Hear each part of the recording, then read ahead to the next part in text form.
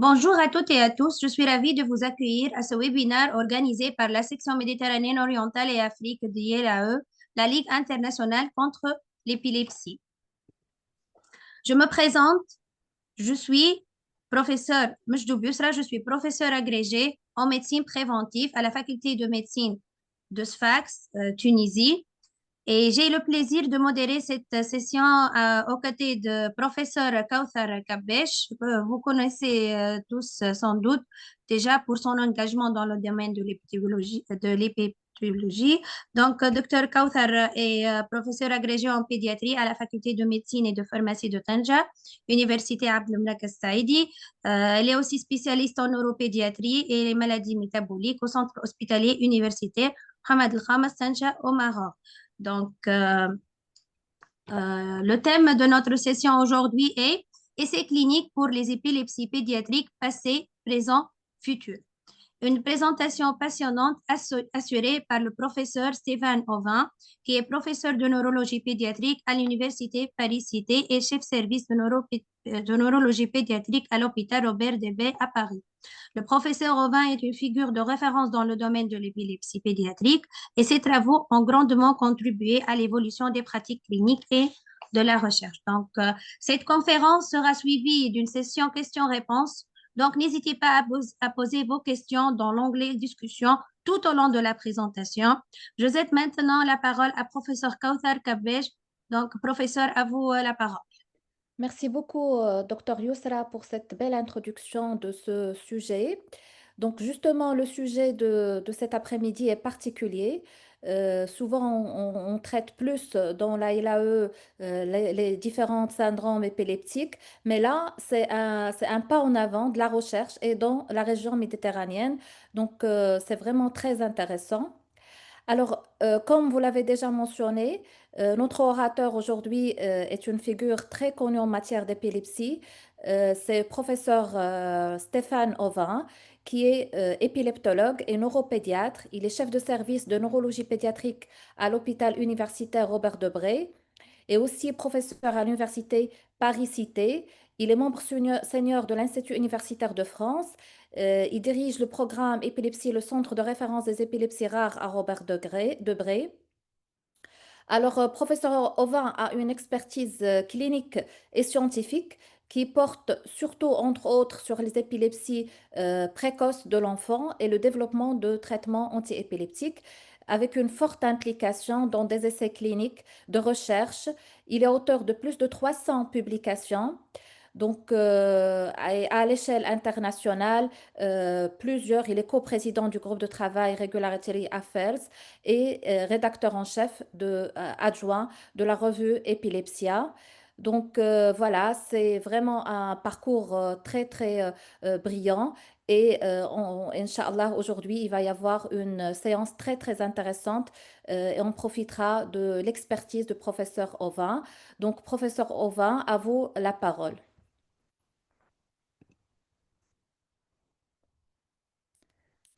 Bonjour à tous. Je ne sais pas si je peux démarrer ma vidéo, mais on dirait, ah, si je peux démarrer ma vidéo. Toujours mieux que la photo. Bonjour à tous. Merci pour cette invitation, pour un sujet que j'aime particulièrement. Parfois un peu rude, mais pas très régulatory. On va essayer de comprendre un petit peu comment on fait la démonstration et comment les choses ont évolué pour essayer de faire des développements médicamenteux. Alors surtout la partie essais cliniques, des développements des médicaments pour la pédiatrie, présent, passé et futur, comme on a dit. Hop, je vais juste mettre en mode présentation et on va pouvoir commencer. Donc le titre c'est passé, présent et futur. Donc on va essayer de balayer l'ensemble de ces aspects aujourd'hui. Je vais juste hop, enlever la vidéo parce que je tiens pas à me voir pendant que je parle. Mes liens d'intérêt, dont un certain nombre sont liés aux médicaments, comme vous le voyez. Mais je vais pas prendre d'exemple très particulier aujourd'hui, donc il n'y aura pas de réel conflit d'intérêt dans ma présentation. Hop. On va commencer ensemble, c'est le plan de cette présentation. C'est quoi les principes de recherche clinique? Quand on fait de la recherche clinique, c'est quoi les différents aspects? Et on regardera aussi quels sont les aspects particuliers pour le développement de médicaments. On verra en quoi la pédiatrie et les enfants exposés dans des essais cliniques ont des particularités. On verra un peu comment se faisaient les essais cliniques pédiatriques et d'où on vient, comment les choses ont évolué, qu'est-ce qu'on fait aujourd'hui. et quels sont les enjeux pour le futur.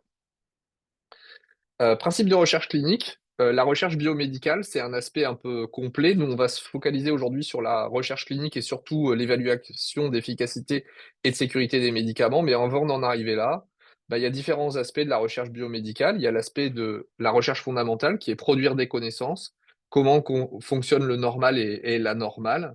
C'est des éléments importants. Parfois, ça nous permet soit de revenir en arrière et se dire voilà comment ça fonctionne, ou autrement d'avoir un médicament ou un mécanisme sur lequel on essaye de trouver des applications. Et c'est là où on est en recherche translationnelle, où sur la base de connaissances, on a trouvé un nouveau récepteur, on a trouvé un nouveau mécanisme d'excitation neuronale, et on veut agir dessus, et on va, pour agir dessus, faire une recherche translationnelle pour essayer de trouver des thérapies innovantes. La recherche clinique, quant à elle, elle cherche à comprendre, diagnostiquer, faire de la prévention et du traitement. Il peut y avoir de la recherche sur échantillons biologiques. C'est pas comme ça qu'on fait la preuve des médicaments, mais c'est des choses qui peuvent être parfois importantes. On peut trouver des biomarqueurs, on va en dire un mot aujourd'hui. On peut comprendre ce que sont que les conséquences de ces maladies, et on est tous bien au courant que l'épilepsie, c'est bien plus que la simple répétition des crises. C'est des maladies chroniques où il y a une implication au-delà des crises, avec les comorbidités, qu'elles soient cognitives ou psychiatriques. Et puis la partie sur laquelle on va le plus se focaliser aujourd'hui, c'est l'évaluation de l'efficacité et de la sécurité des médicaments. Quand on parle d'évaluation de la sécurité et de l'efficacité d'un médicament, la première chose, c'est d'identifier ce médicament et savoir s'il est efficace et s'il n'est pas dangereux. Et donc, il y a une partie préclinique qui se passe dans des modèles animaux, dans des modèles souvent de crise, plus que des modèles d'épilepsie, mais un peu plus ces dernières années. Il y a des choses qui se font parfois sur des modèles d'épilepsie génétique, de souris par exemple, Dravet ou souris autres, même si aujourd'hui ça n'a pas été une voie majeure d'innovation en dehors des thérapies géniques qui utilisent beaucoup ça. La plupart des modèles précliniques aujourd'hui confirment ou se font en même temps que le développement de médicaments, mais ça risque de changer à l'avenir. Il y a aussi un aspect de sécurité, hein. La première exposition d'un médicament, elle se fait aussi sur des animaux normaux pour être certain qu'il n'y ait pas de toxicité majeure avant de l'administrer chez l'homme. Les phases 1, c'est exceptionnel chez l'enfant. C'est surtout des phases 1, c'est la première introduction chez l'humain, en monodose d'abord, avec des doses de plus en plus importantes, puis en multidose, c'est-à-dire prendre plusieurs fois, plusieurs jours consécutifs. Ça permet de voir d'abord s'il y a des problèmes de sécurité, puis aussi de regarder les premiers impacts, et en particulier en termes de pharmacocinétique. Une fois qu'on est au-delà du phase 1, c'est plus des sujets sains volontaires qui sont exposés, c'est des patients avec l'objectif numéro un en général des phases 2, c'est la sécurité et puis comprendre comment les choses se font, c'est-à-dire la pharmacocinétique et si en lien avec cette pharmacocinétique on a un effet.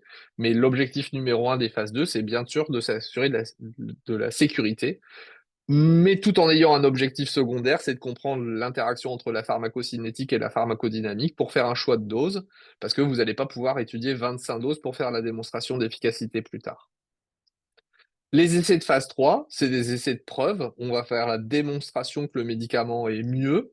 Et mieux que quoi? Très souvent en épilepsie, mieux qu'un placebo. On va en dire un mot. Pourquoi on est toujours bloqué par rapport à d'autres spécialités avec le placebo. Mais ça peut être aussi par rapport à un traitement de référence. Ça pose un certain nombre de problèmes dans les épilepsies. On va en dire un mot. Mais ces essais de phase 3 ont cet objectif. Il y a des essais de phase 4, je ne l'ai pas mis sur cette diapositive. C'est souvent après autorisation. En fait, on veut savoir si, un, l'efficacité est maintenue, mais aussi, surtout, s'il n'y a pas des événements ou des effets secondaires qui sont tellement rares qu'ils apparaissent peu souvent. Et donc, il y a souvent des essais de phase 4 où si l'effet secondaire est 1 sur 4000 patients, il n'y a jamais 4000 patients dans un essai phase 3, donc il faut savoir, et c'est comme ça qu'on continue à enregistrer les choses. Quand on essaye de faire de la recherche biomédicale, il y a deux choses qui sont clés pour démontrer l'efficacité. C'est d'abord, il faut que votre pratique de la recherche clinique soit éthique, et il faut aussi qu'elle soit pas biaisée. C'est-à-dire que si vous ne savez pas analyser vos données, ou il y a des facteurs qui vont faire que vous allez mal juger vos données, vous ne pourrez pas avoir la confiance suffisante pour dire que ce traitement marche et en même temps n'est pas dangereux. Alors, vous, c'est important hein, en tant que scientifique ou que médecin, mais surtout, c'est les agences de régulation qui veulent que les choses soient non biaisées, puisqu'elles vont donner l'autorisation pour un territoire. Alors, les deux grandes agences au niveau mondial, c'est l'agence européenne et l'agence américaine des médicaments, mais il y a bien entendu plein d'autres agences. Et toutes ces agences ont pour objectif, quand elles donnent une autorisation pour une population, c'est que la population pour laquelle elles sont en charge de donner cette autorisation, d'abord on va donner quelque chose d'efficace, parce que si on donne quelque chose qui n'est pas efficace, la balance bénéfice-risque, elle est à zéro si vous n'avez pas d'efficacité. Mais en même temps qu'il soit efficace, il faut que ce soit en même temps dans un degré de sécurité, c'est-à-dire de safety, qui soit présent. L'éthique dans la recherche, il y a différents aspects. Il y a l'intégrité de la recherche, produire de la recherche de qualité, mais il y a aussi l'éthique par rapport aux patients. Les patients ne doivent pas être exploités, les patients ne doivent pas être exposés à un traitement qui est inapproprié, et les patients doivent être respectés dans leur choix de participer ou de non participer. Pour les essais cliniques, il faut passer par un comité éthique et les choses qui vont être évaluées, c'est quelle est la valeur clinique, est-ce que ça a une validité scientifique. C'est pas parce que demain matin j'ai envie d'essayer la moutarde comme antiépileptique parce que je trouve ça génial que ça a une validité scientifique. Donc est-ce que c'est éthique de demander à quelqu'un de manger un pot de moutarde tous les jours? Probablement pas. Il faut que les patients soient sélectionnés, que les critères de sélection soient très clairs et soient honnêtes, qu'il y ait une balance bénéfice-risque, et en particulier quand on utilise un placebo, et vous allez voir que ça pose quand même des questions éthiques, même si on reste encore coincé pour le moment avec les placebos. Il faut que les données soient analysées de façon indépendante, que les patients, bien entendu, soient informés et respectent ça. Et les points qui sont après vraiment importants, c'est qu'il y a des aspects éthiques particuliers qui nous concernent dès aujourd'hui, et particulièrement en pédiatrie, c'est les populations vulnérables. Notre héritage éthique, c'est que les populations vulnérables doivent être encore plus protégées que les populations non vulnérables. On a deux types de populations non vulnérables, les enfants, parce que c'est les parents qui vont donner leur consentement, mais quel est le choix de l'enfant? Donc quand on peut recueillir le choix de l'enfant, il faut aussi le faire, ça fait partie de l'éthique. Donc la population pédiatrique est une population vulnérable. Et les gens qui ne peuvent pas exprimer leurs souhaits, c'est aussi une population vulnérable. Et donc, vous voyez tout de suite que quand on va être dans la population des patients qui ont une encéphalopathie épileptique et développementale, on a d'emblée deux vulnérabilités partagées. C'est des patients qui ont potentiellement un impact cognitif, donc ils sont vulnérables par cet aspect-là, et c'est des enfants. Donc on a parfois des aspects éthiques qui peuvent être très importants avec toute la balance. Si on est trop restrictif malgré tout, ces populations qui sont doublement vulnérables, ben, on les bloque deux fois plus à avoir accès à l'innovation. Donc il faut trouver la bonne balance entre les deux. Il y a des aspects particuliers à l'éthique. J'en parle un tout petit peu aujourd'hui. On est encore un petit peu loin. C'est pas pour demain, c'est probablement pour après-demain. On va parler de thérapie génique aujourd'hui. On dira un mot sur les thérapies géniques. Les thérapies géniques d'édition, c'est-à-dire aller toucher à l'ADN du patient. Il y a eu un et un seul exemple pour le moment humain. Il a été rendu public au mois de mai dernier. Mais malgré tout, il y a des considérations éthiques très particulières sur l'édition du génome. Donc, on en redira un petit mot, mais c'est des choses qui vont finir par arriver chez nous aussi. Pour bien faire ces essais cliniques, il y a ce qu'on appelle les bonnes pratiques cliniques, hein, les fameux GCP. C'est un accord international de comment on doit faire pour conduire de façon éthique et avec une qualité standard les essais cliniques, que ce soit dans le design, sur la façon dont on a l'acquisition des données, mais aussi sur la façon dont on va donner le retour sur les données après. Donc, ces GCP, c'est hyper important. C'est parfois un peu rébarbatif pour certains d'entre vous. On est obligé de faire ces trainings tous les 2 ans, même si vous avez déjà fait ça pendant 20 ans.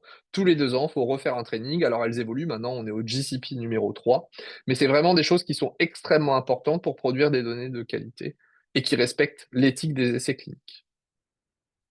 On doit produire des essais qui sont pas biaisés. Et si on reprend les biais classiques pour démontrer l'efficacité, quand on regarde les études rétrospectives, on est exposé à un certain nombre de biais.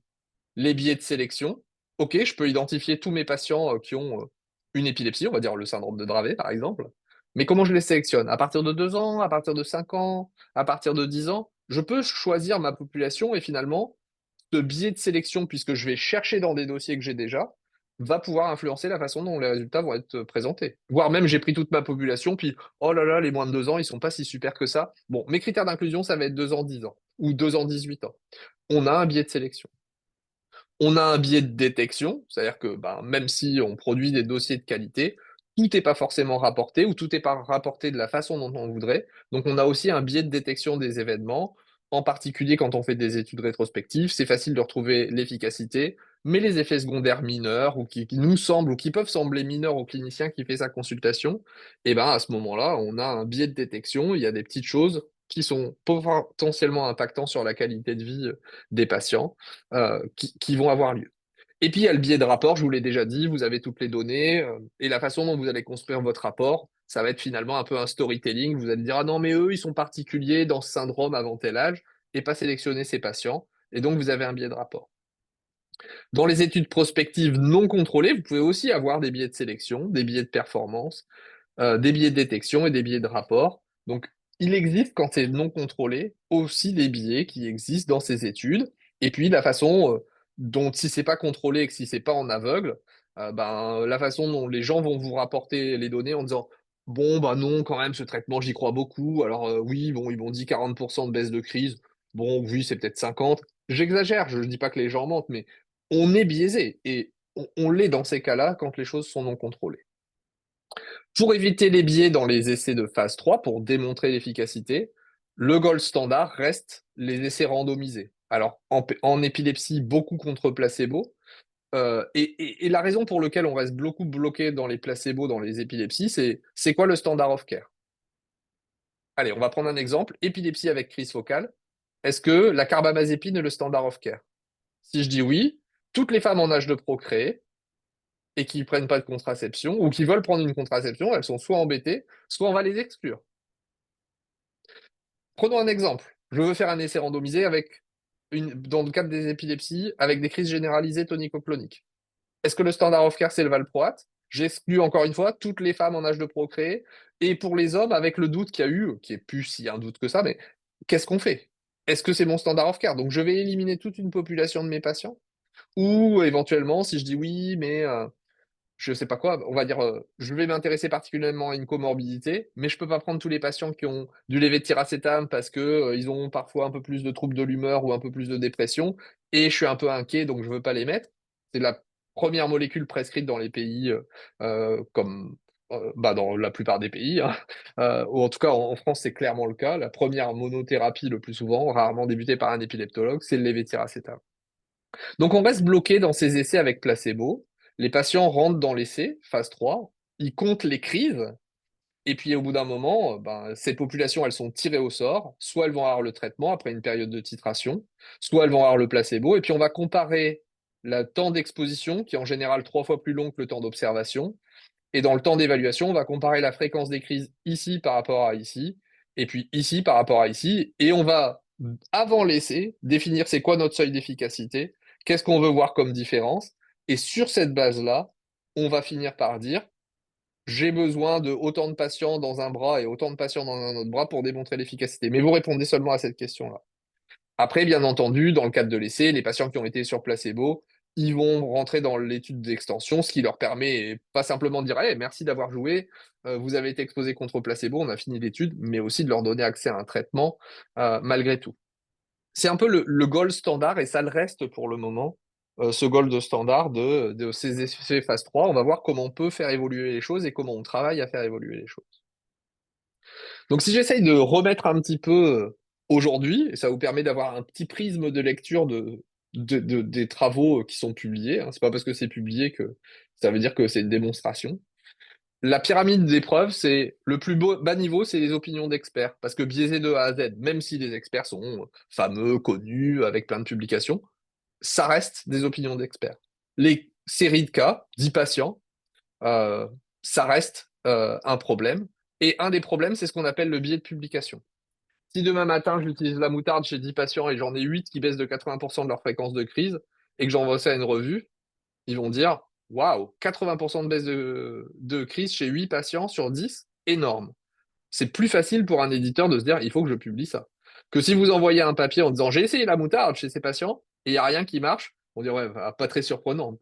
Et donc en fait, on va attirer sur les séries de cas quelque chose qui va donner un reflet plus positif. Combien il y a de cas pour lesquels ça n'a jamais marché quand une série de 10 patients rapporte une amélioration? Donc il faut bien connaître ce biais de publication qui vient s'additionner quand on regarde la littérature.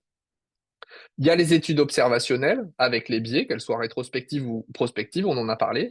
Après, la meilleure façon de faire, c'est de contrôler les choses. C'est-à-dire qu'avant de lancer l'étude, je vais définir des critères d'inclusion, je vais définir ce que je vais mesurer, je vais définir quels sont les éléments qui vont me permettre de juger à la fin. et après, je fais mon étude prospective. Et je ne peux pas faire ce que je veux. Je n'ai pris que les patients que j'avais définis à l'avance, je vais regarder que les critères, ce que j'avais dit, et je vais regarder mes statistiques de la façon dont j'avais dit, c'est comme ça que j'évaluerai l'efficacité.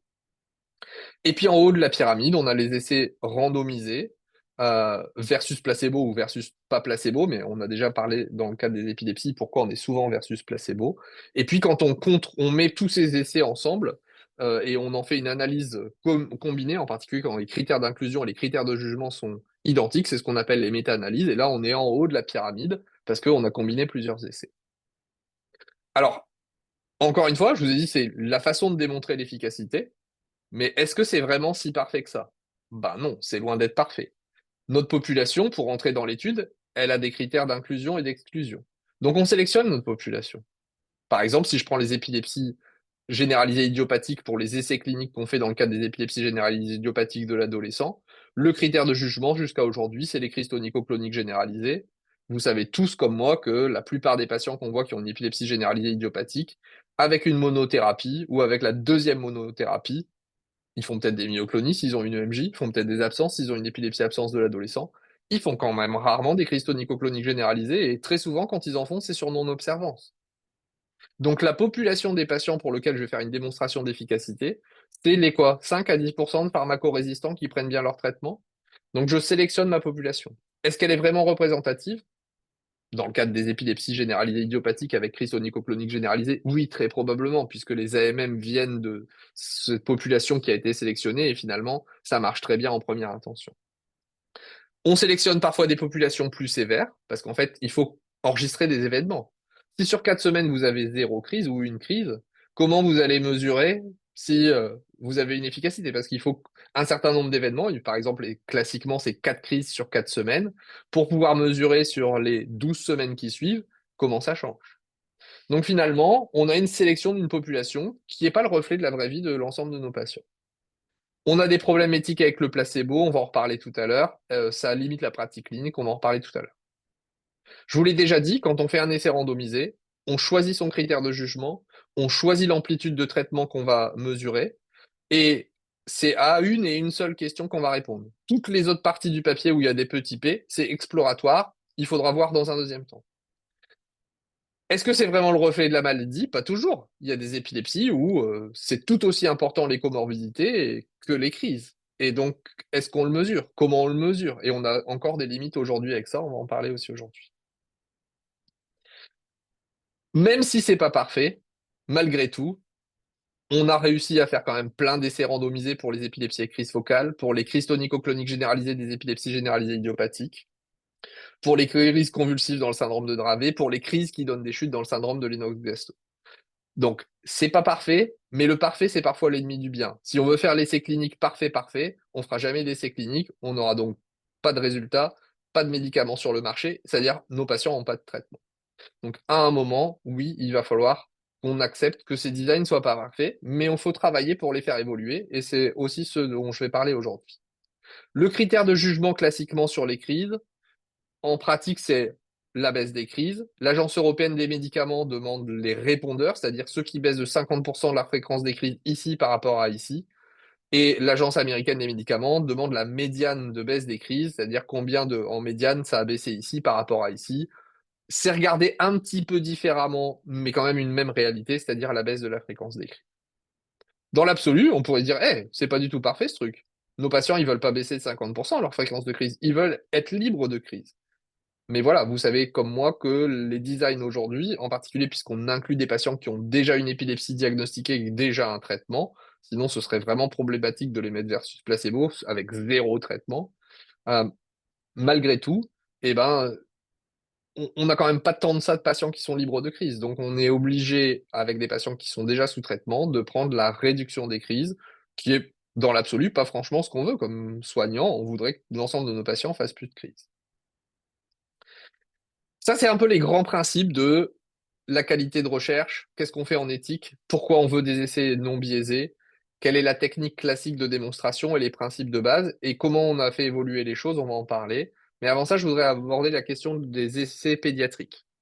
Les enfants sont des êtres en développement, ce qui veut dire qu'on doit avoir une attention particulière sur un certain nombre de choses, en particulier comment se passe le développement, donc la croissance, la puberté, mais aussi, vous savez que le développement, c'est pas simplement grandir et grossir et avoir une maturation sexuelle, mais c'est aussi développer sa cognition et son comportement. Et donc, ces aspects-là doivent être particulièrement monitorés, d'abord pour raison de safety, c'est plus difficile pour raison d'efficacité, mais il faut qu'on tende vers ça dans un certain nombre d'épilepsies aussi.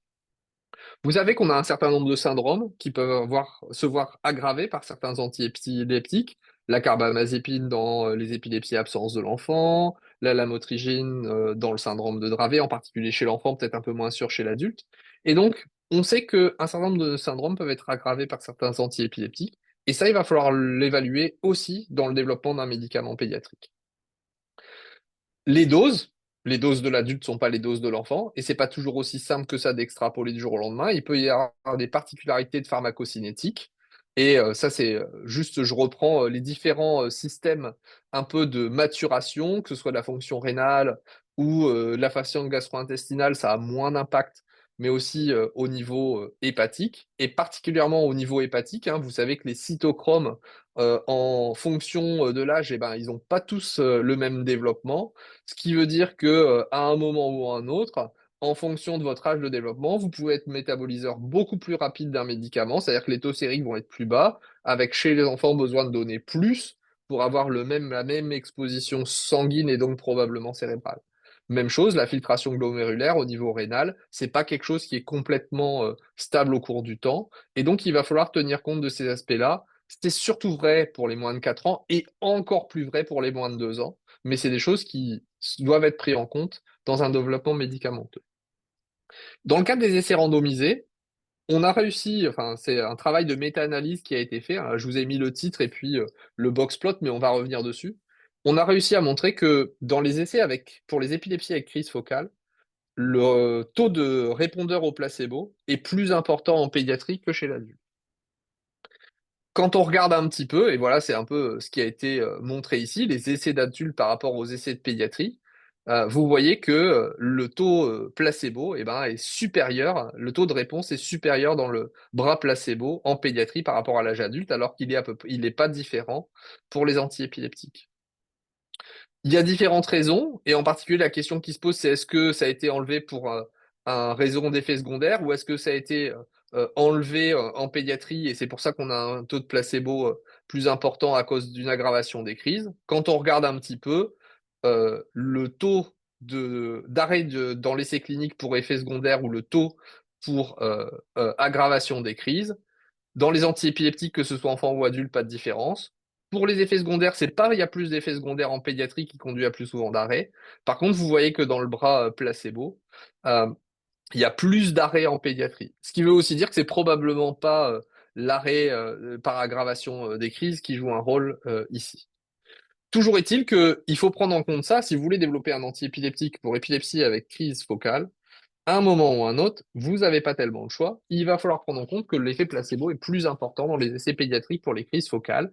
Et donc, prendre en compte ça pour votre calcul d'effectif, puisqu'on l'a dit, vous faites une hypothèse au début de quelle différence vous allez montrer. Si vous avez un placebo plus important, pour montrer la différence, il va falloir avoir une efficacité plus importante ou avoir plus de patients pour montrer que vous avez une différence avec un effect size, comme on dit ça en français, avec un effet traitement qui est moins important entre placebo versus traitement.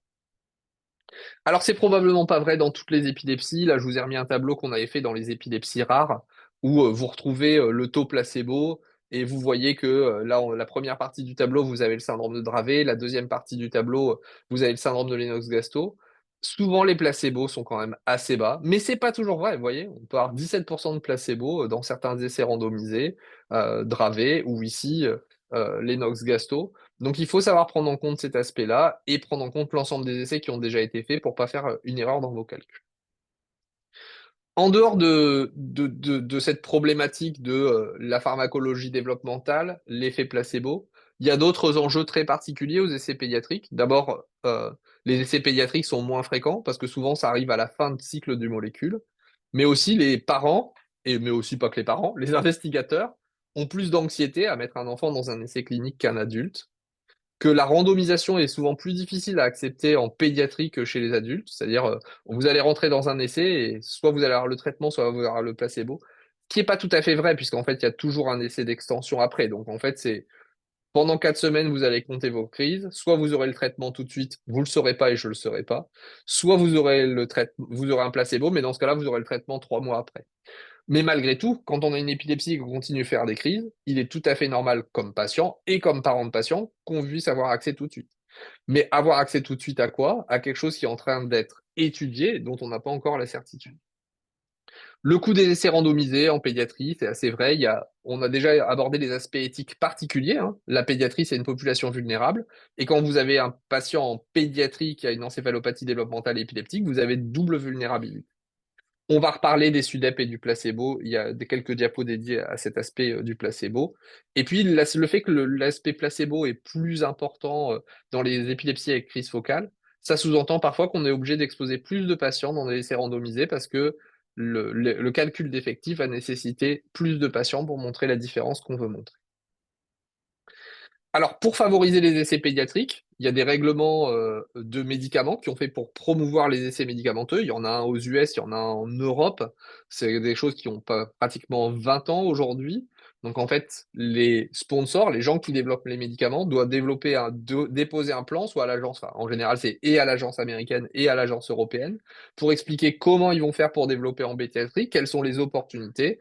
Et sur cette base-là, si leur plan d'investigation pédiatrique pour l'Europe, si le study plan est validé aux US, il y a des exclusivités, c'est-à-dire qu'on peut les sponsors ont une autorisation plus longue d'exclusivité d'exploitation sans qu'il y ait de concurrence sur leurs molécules.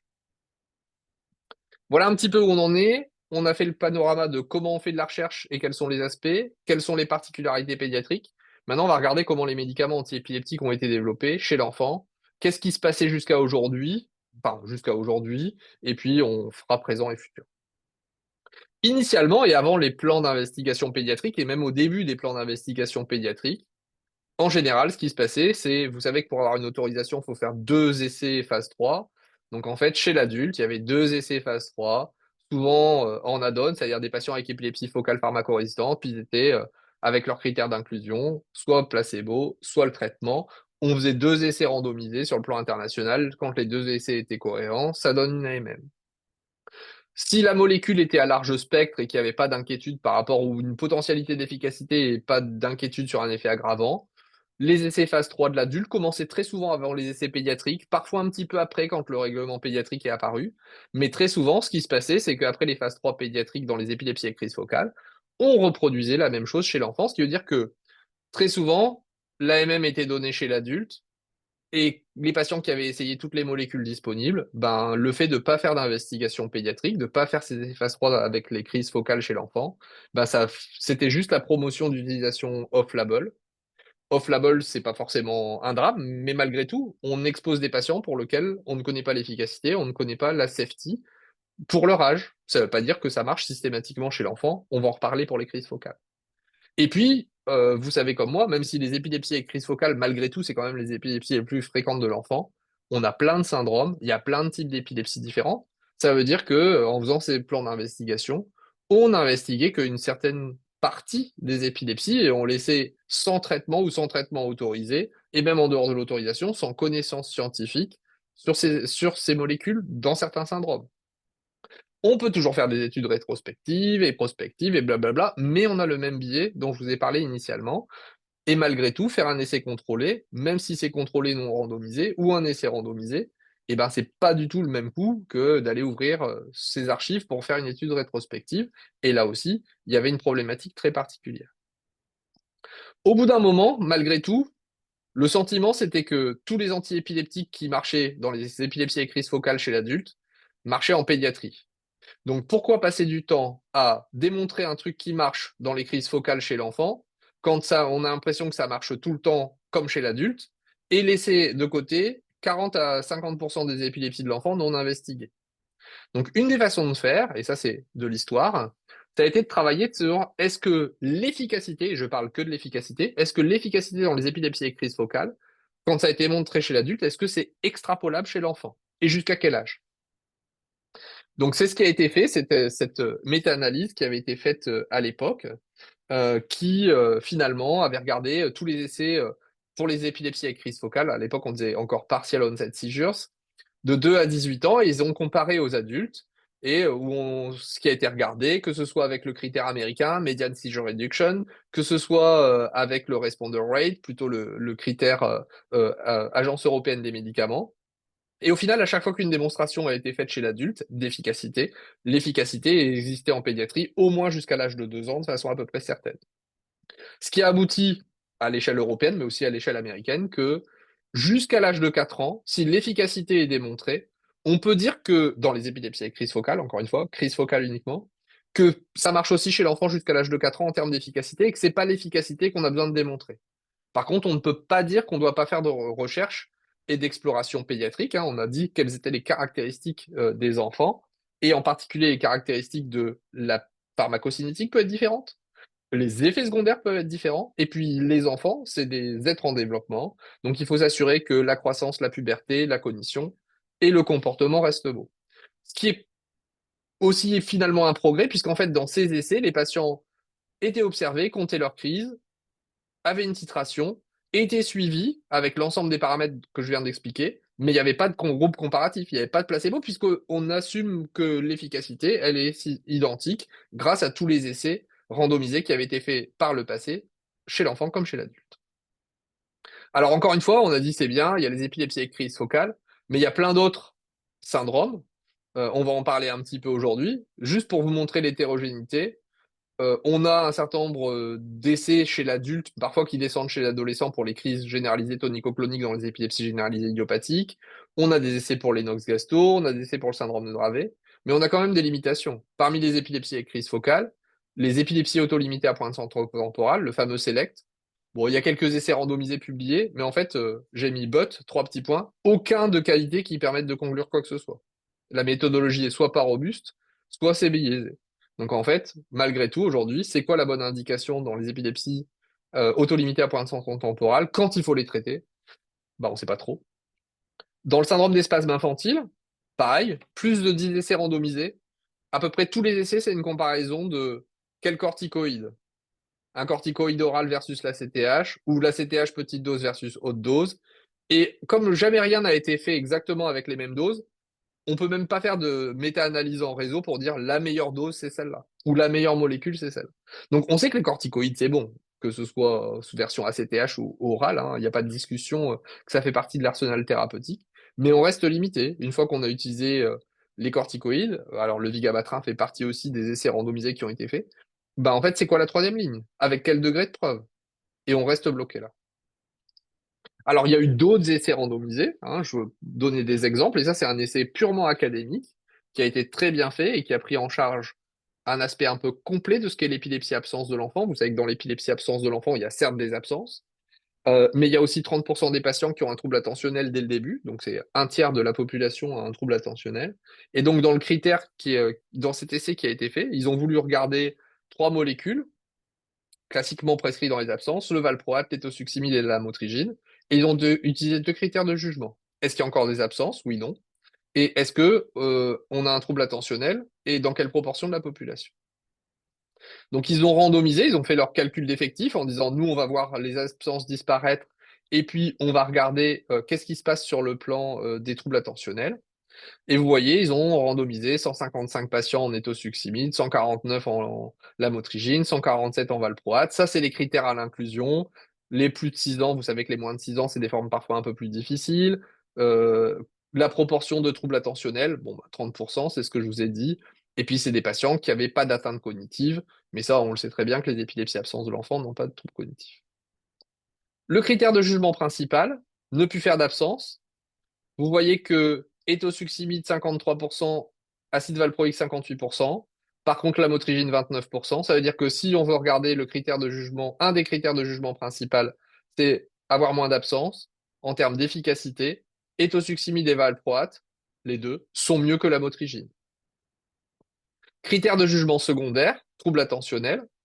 Vous voyez que dans le trouble attentionnel, on reste à 30% pour ceux qui ont étosuximide, on monte à 50% pour ceux qui ont valproate, et c'est c'est statistiquement significatif de différence. Ce qui veut dire que si vous voulez prescrire une molécule de première intention, en termes d'efficacité, mais aussi qui augmente pas les troubles attentionnels, En première ligne, ça semble être au succimide.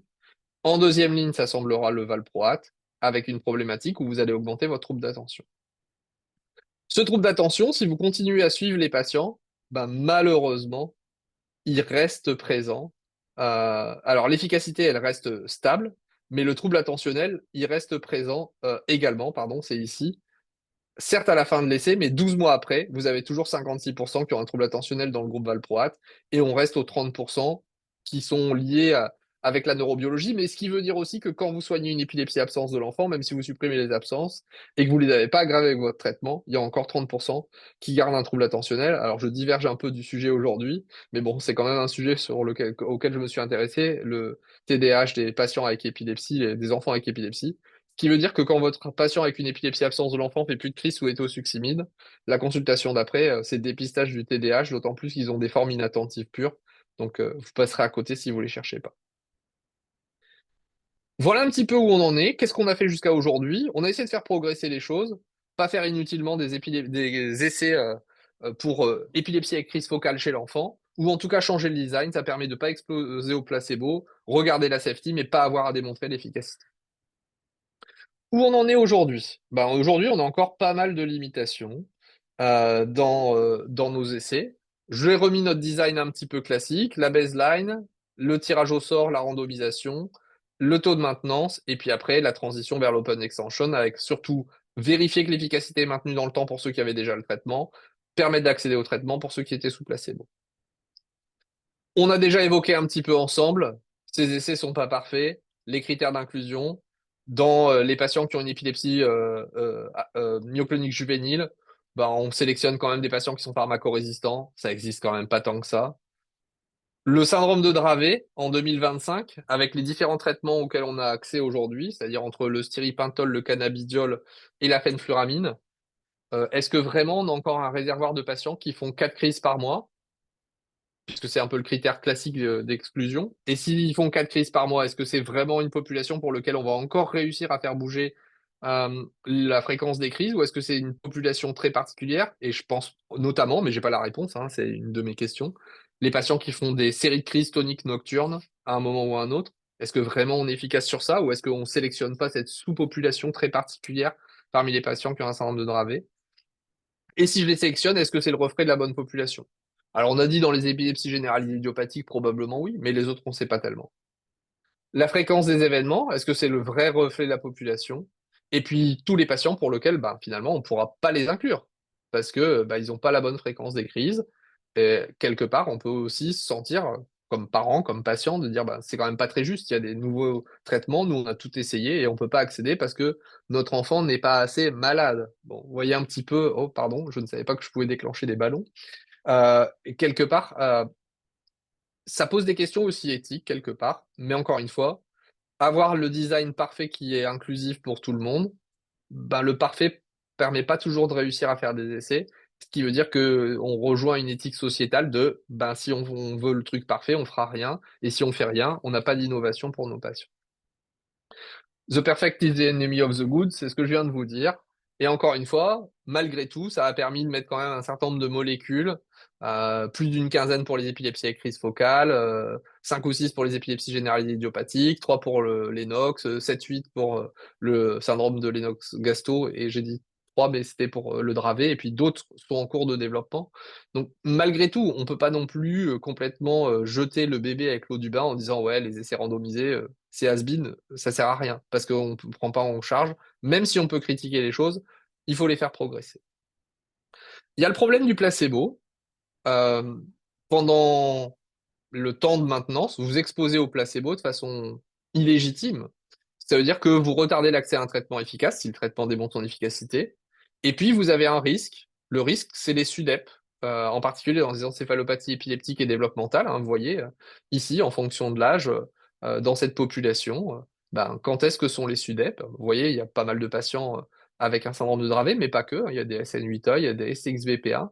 Ben, finalement, si on ne traite pas, eux sont surexposés au SUDEP par rapport à ceux qui ont eu un traitement, surtout si les traitements efficaces.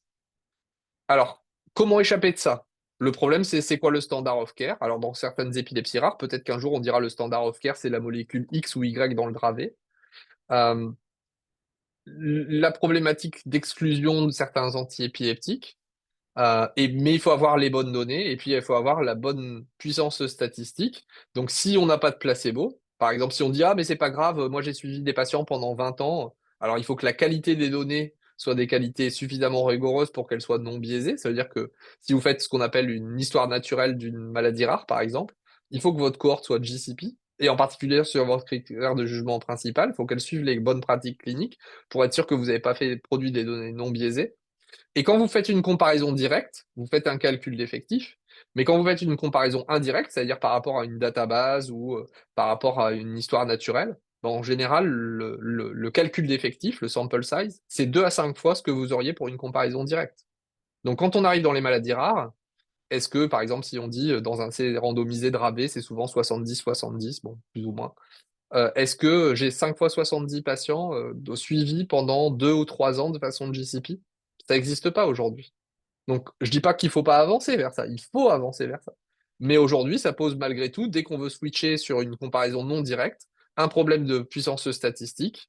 Et où sont les datas pour, malgré tout, si on accepte de se dire que avec la puissance statistique, il nous faudra 2 à 5 fois plus de patients, par exemple avec les histoires naturelles, est-ce que vraiment on a ces datas aujourd'hui? Non, donc on doit tous travailler dans cette direction-là. Autre point problématique de ces essais, c'est que on veut être certain de ce qu'on compte. Parce qu'en fait, on fait une comparaison de la baseline à la maintenance. Et donc, il y a ce qu'on appelle les countable seizures et uncountable seizures. Vous faites une crise tonico-clonique généralisée, personne ne va la louper. Vous faites une crise qui a conduit à une chute, dans le syndrome de Lennox-Gastaut, que ce soit une chute tonique, atonique, ou une crise tonique, ou une généralisée tonico-clonique. Le patient est tombé par terre, vous allez le repérer. C'est comptable. Par contre, si vous avez des myoclonies, est-ce que vraiment les myoclonies sont comptables? Si vous êtes l'observateur extérieur, par exemple le parent, si vous êtes en train de préparer le repas ou de regarder la télé, ou si vous regardez votre enfant pendant 1 heure, vous n'allez pas compter le même nombre de myoclonies. Donc, elles ne sont pas comptables de façon fiable. Et donc, en fait, vous instaurez un biais. Même chose, les absences. Est-ce qu'on peut repérer vraiment toutes les absences? Ben, probablement pas. Donc, à un moment donné, on a le problème des crises comptables et des crises non comptables. Comment on peut régler ça? Le problème, c'est que ces crises uncontable, si elles sont fréquentes dans les encéphalopathies développementales et épileptiques.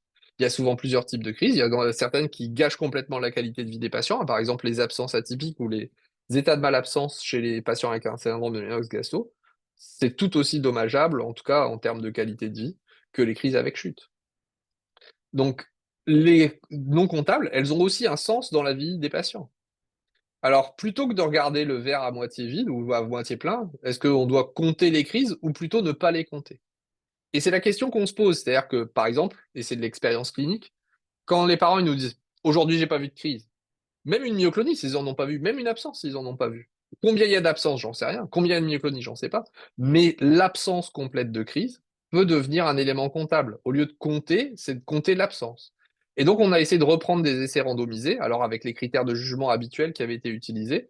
En particulier, on a fait ça pour le CBD et la fenfluramine dans les essais Lennox, en regardant si on s'intéresse aux jours sans crise, alors sans crise qui donne des chutes, ou sans crise tonico-clonique généralisée, est-ce que si j'analyse mes données à nouveau de mes essais randomisés, je vais avoir aussi quelque chose qui est significativement différent si je m'intéresse qu'au nombre de jours sans crise plutôt que de m'intéresser à la baisse des drop seizures, que ce soit le taux de répondeur ou la médiane des baisses? Bah, la réponse, elle est oui.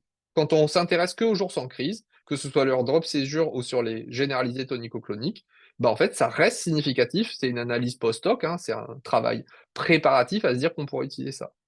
Dans le syndrome de Dravet, c'est pareil. Les essais qui ont montré une efficacité, stiripentol, fenfluramine, avec des critères de jugement classiques, répondeur ou baisse médiane de la fréquence des crises. Quand on s'intéresse aux jours sans crise convulsive, et ben là aussi, le nombre de jours sans crise convulsive reste un paramètre qui existe. Donc peut-être qu'on pourrait s'intéresser aux jours sans crise plutôt que de compter les crises. Alors, pour réussir à tourner simplement ça en quelque chose qui soit valable pour une agence de régulation, il faut être capable de montrer qu'on a une différence. Alors oui, on est capable de montrer qu'on a une différence, on a utilisé les essais randomisés pour les analyser, et oui, on montre qu'il y a une différence. Mais il faut que ça ait un sens pour le patient. Est-ce que d'avoir plus de jours sans crise, est-ce que c'est quelque chose d'intéressant? On avait fait cette étude qui regardait un peu l'impact de la fréquence des crises sur la qualité de vie. Donc, on demandait aux patients de donner un score de qualité de vie avec une échelle analogique, c'était les familles en l'occurrence, en prenant de 0 à 100, et on leur disait des scénarios. Par exemple, si vous avez 130 crises avec un seul jour sans crise dans le mois, ou 130 crises avec 18 jours sans crise dans le mois, quel est votre score? Et vous voyez qu'on a fait varier de 130 à 0 la fréquence de crise et le nombre de jours sans crise de 1 à 30. Et vous voyez, on a les scores de qualité de vie qui sont ici. Donc, si on s'intéresse aux jours sans crise, oui, on arrive à montrer la différence dans les essais randomisés où ils ont déjà montré les différences avec le critère de jugement habituel. Et si le patient, en tout cas si le rapport dit que c'est plutôt en lien avec l'augmentation du nombre de jours sans crise, c'est lié à la qualité de vie, c'est que probablement c'est significatif pour le patient. Est-ce que c'est le réel reflet du nombre de crises? On ne sait pas trop, on y travaille. Est-ce qu'on est capable, avec le nombre de jours sans crise, de capturer des événements aggravants? Parce que quand on développe un médicament, dans les critères de sécurité, c'est est-ce qu'on n'aggrave pas l'épilepsie? Ben là, probablement, il faut qu'on travaille un petit peu encore. Mais les agences de régulation semblent de plus en plus ouvertes au fait qu'on puisse utiliser le nombre de jours sans crise comme critère de jugement principal. On en vient maintenant à une autre problématique, la problématique des essais chez les tout petits pendant très longtemps. Alors c'est vrai qu'en néonat, c'est pas si facile de voir les crises et il y a beaucoup de crises post-symptomatiques, donc le EEG est indispensable. Mais chez le nourrisson, est-ce que c'est aussi vrai que ça? Pendant très longtemps, pour l'agence européenne, mais comme pour l'agence américaine, le design classique pour démontrer l'efficacité dans les épilepsies avec crise focale, c'était 48 heures à 72 heures de EEG, randomisation, et puis, à la fin de la période de maintenance, de nouveau 48 heures à 72 heures de EEG. Lourd pour les patients, sélectionnant des patients qui ont beaucoup de crises parce qu'il fallait faire plusieurs crises sur les 48 à 72 heures. Et puis, à ces âges petits, la motivation ou l'accord des familles pour aller vers un placebo, alors que leur enfant est très malade, puisqu'il fait plusieurs crises sur 48 à 72 heures, c'était un vrai problème aux inclusions. Ça, c'est les essais cliniques qui ont existé avec ce design-là, vous voyez, de 1998 à 2018. Bon, je vous passe le détail des méthodes et du nombre de patients, mais je vous montre simplement, c'est au cours des années, combien de temps il a fallu pour inclure tous les patients, passer de 4 mois à 42 mois, et on est quasiment dans l'infaisable aujourd'hui, à un moment ou à un autre. Donc finalement, ce qu'on a poussé, et les agences de régulation seraient prêtes à utiliser, mais on a eu aussi l'extrapolation d'efficacité qui a beaucoup aidé dans ce sens-là, c'est tous les patients qui ont moins de 4 ans font pas des crises subtiles. Il y en a plein qui font des crises motrices et les familles savent très bien les reconnaître.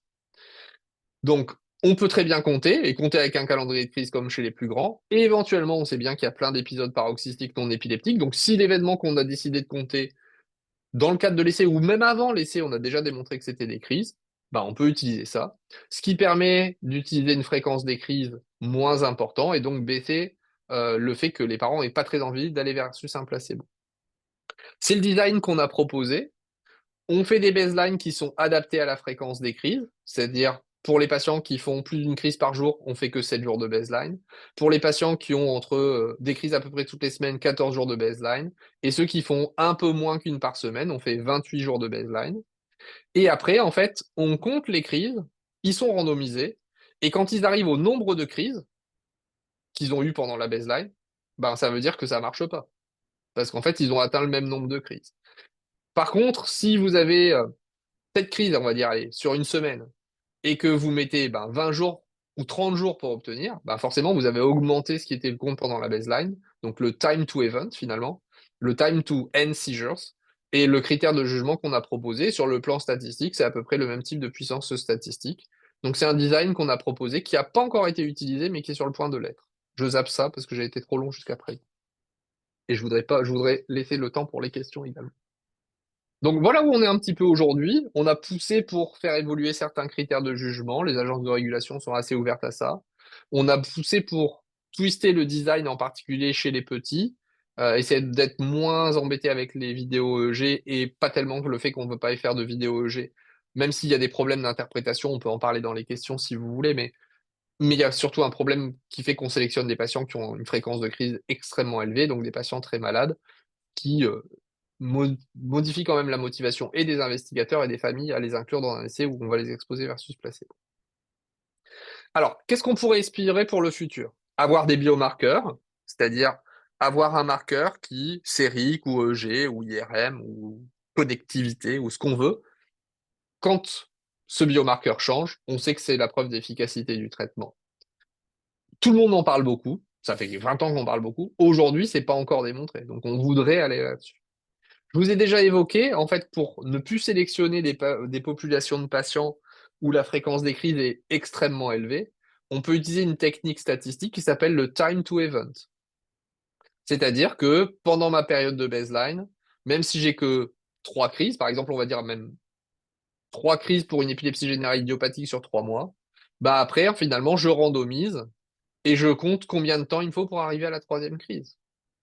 Si je mets 3 ans pour arriver à la troisième crise et que je dis qu'au bout d'un an, si j'en ai pas eu 3 alors qu'il m'a fallu 3 mois pour en avoir 3, c'est un critère positif d'efficacité. C'est des techniques qui peuvent être utilisées, c'est ce qu'on appelle le time to event, et ça a déjà été utilisé, en particulier dans l'effet pour le lacosamide, dans les épilepsies généralisées idiopathiques, pour ne pas inclure des patients qui avaient une fréquence de crise trop élevée. On acceptait un calendrier de crise rétrospectif de 1 mois, plus la période de baseline, il fallait une crise. Et après, c'était le time to event. Combien de temps on met pour arriver à 2 crises tonico-cloniques généralisées? On peut essayer de regarder au-delà de l'épilepsie avec des problématiques, on va en parler, c'est-à-dire regarder au-delà des crises, de faire un score composite sur efficacité sur les crises et sur la cognition. Et puis, pour beaucoup de nos patients qui sont pharmacorésistants, le truc le plus important de tout, plus que la fréquence, est-ce qu'il y en a beaucoup ou pas beaucoup de crises, c'est la qualité de vie.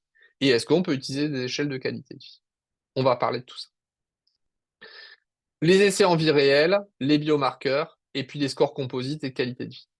Le problème des scores composites, c'est l'hétérogénéité que ça apporte. Alors, j'ai créé un faux truc en utilisant un logiciel statistique. Vous avez vu, j'ai créé un score, X, et j'ai mis une moyenne un peu au-dessus de 10, et puis un deuxième groupe où ils sont bien mieux, ils sont au-dessus de 15. Avec finalement un score où vous voyez que la variabilité n'est pas tellement importante. J'ai créé le même groupe, mais avec les mêmes moyennes, mais des dispersions beaucoup plus importantes.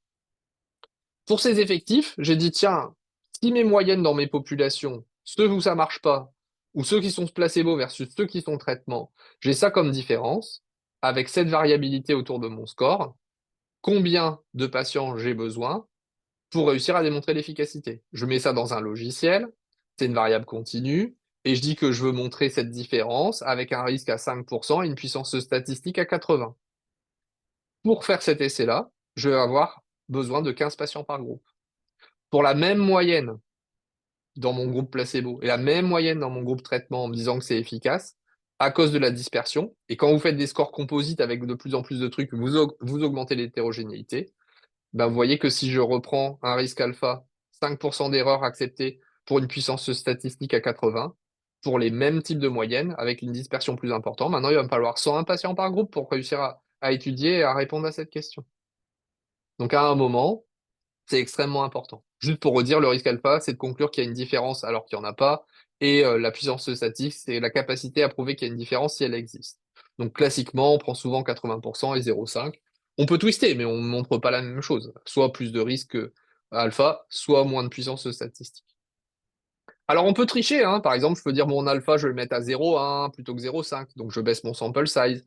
Ou je vais baisser ma puissance statistique en gardant mon risque alpha à 0,5. Mais vous voyez que je baisse mon sample size, mais ma probabilité de montrer la différence est très différente. Et puis je peux twister les choses. Encore une fois, j'accepte plus de risque alpha et une puissance statistique plus basse. Oui, oui, je vais baisser mon sample size, ça va correspondre à ma population. Mais la confiance dans ce que j'aurais démontré va diminuer grandement. Donc encore une fois, très attention quand on manipule tout ça. Il y a des nouvelles techniques statistiques, par exemple les méthodes bayésiennes. Par exemple, j'ai ce fameux score. Je sais que dans ma population générale, je pense que mon score est celui-ci, avec cette moyenne en général. Et à chaque fois que je vais inclure, et je me dis que si mon traitement est efficace, je vais changer mon score, il va aller là. Et donc, ce que je vais faire, c'est qu'à chaque fois que je vais avoir un patient, avec une modélisation, je vais voir le patient traité, comment il va bouger éventuellement ce que je pensais être mon score et ce qui est vraiment observé chez le patient.